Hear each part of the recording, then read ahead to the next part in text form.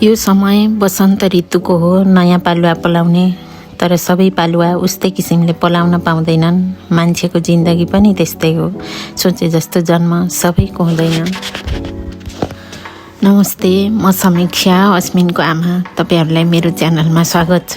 आज म तपाईहरुलाई मेरो जिन्दगीको सबैभन्दा गहिरो दिनको बारेमा सेयर गर्दैछु, अस्मिनको जन्मदिन। कुनै कुनै कुराको गिल्ट सधैँभरि रहने रहेछ। जब अस्मिनको डेलिभरी टाइम थियो, डाक्टरले तुरुन्तै बुटो लाउनु भनेका थिए, तर म गइनँ। मलाई लाग्यो केही हुँदैन। मैले कम्प्लेक्सको बारेमा सोचिनँ। केही कम्प्लिकेसन आयो भने, हस्पिटल चाहियो भने तुरुन्तै पुग्नुपर्छ भन्ने दिमागमै आएन। आज पनि कहिलेकाहीँ लाग्छ, यदि मैले यो सबैको बारेमा सोचेको भए। गाउँको हेल्थ पोस्टमा अवस्था अलिक क्रिटिकल छ। तपाईहरु जतिसक्दो चाँडो child specialist doctor, ICU, ventilator भएको हस्पिटलमा जानु भन्ने सल्लाह पाइयो। त्यहाँबाट हामी हस्पिटल पुग्दा अलरेडी लेट भइसकेको थियो। आज पनि गाउँमा ठुला हस्पिटल छैनन्। अलिक कम्प्लेक्स स्वास्थ्य अवस्था भयो भने 5-7 मिनेटमा पुगिने हस्पिटल आज पनि छैनन्। इभन आधा 1 घण्टामा पुगिने हस्पिटल पनि छैनन्। मलाई लाग्छ सरकारले स्वास्थ्य सेवामा गर्नुपर्ने काम अझ धेरै बाँकी छ। हस्पिटल पुगेपछि प्रक्रिया पुरा गरेर एडमिट भयो, तर डेलिभरी भएन। एकजना दिदीले भन्नुभएको थियो, आधा 1 घण्टामा पीडा सकिन्छ भनेर, तर बिहान सुरु भएको पीडा रातिसम्म पनि सकिएन। म घडी हेरे भएँ। त्यो बेला मसँग केही गर्न सक्ने शक्ति थिएन। भगवान पुकार्नु बाहेक केही थिएन। लामो प्रसव पीडापछि पनि डेलिभरी नभएपछि मेरो प्रेसर 81 बढ्यो, 250 पुग्यो भन्ने सुनेको थिएँ। त्यसपछि कन्सियस गुमाउँदै गएँ। आवाजहरू धमिलो हुँदै गए। डाक्टरले एपी गर्नुपर्छ, नभए भ्याक्युम रेडी गर्नु भनेको सुने जस्तो लाग्छ।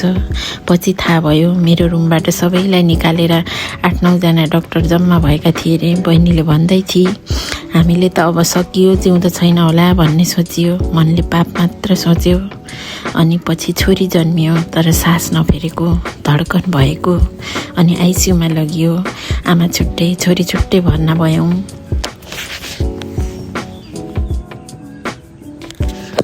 बच्चा जन्मिएपछि रुनुपर्छ भन्छन् नि है, तर मेरी अस्मिन रोइनन्। त्यो दिन म आमा बनेको थिएँ, तर खुसी हुन पाइन। नानी चुपचाप बिना हलचल सास मात्र फेरिरहेको थियो आइसियुमा।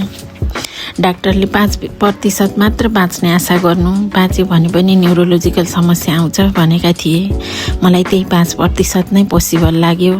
मैले भने सास मात्र फर्काइदिनु, बाँकी जिन्दगीभर म स्याहार्न तयार छु, किनकि मलाई चाहिएको नै त्यति थियो। उसको सास, उसको जीवन। आज ऊ मेरो काखमा हाँस्दै रुँदै जीवन बाँचिरहेको छ। त्यो दिन मैले एउटा कुरा सिकेँ, कहिलेकाहीँ जिन्दगीले हामीले सोच्दै नसोचेको परीक्षा लिन्छ, जसको लागि हामी तयार नै हुँदैनौँ। तर जिन्दगीको परीक्षा रुँदै रुँदै भए पनि दिनै पर्छ। अस्मिनले सास फेर्न सक्ने भएपछि हामी घर फर्कियौँ, सास मात्र फेर्न सक्ने बच्चा लिएर।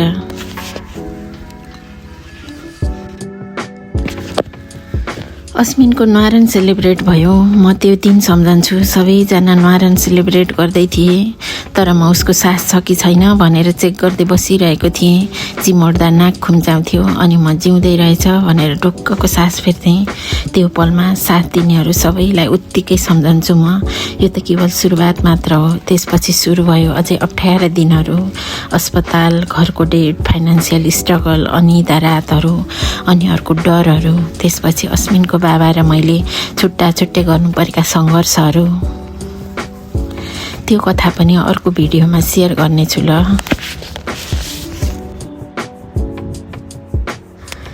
यस्ता कथाहरू हाम्रो जिन्दगीमा थुप्रै आउँछन्। ती कहानीहरू सबैले सुनाउँदैनन्, तर म सुनाउन चाहन्छु, किनकि यी कथाहरू ती हजारौँ आमाहरूको कथा हो, जो हजारौँ अस्मिनलाई चुपचाप हुर्काइरहेका छन्।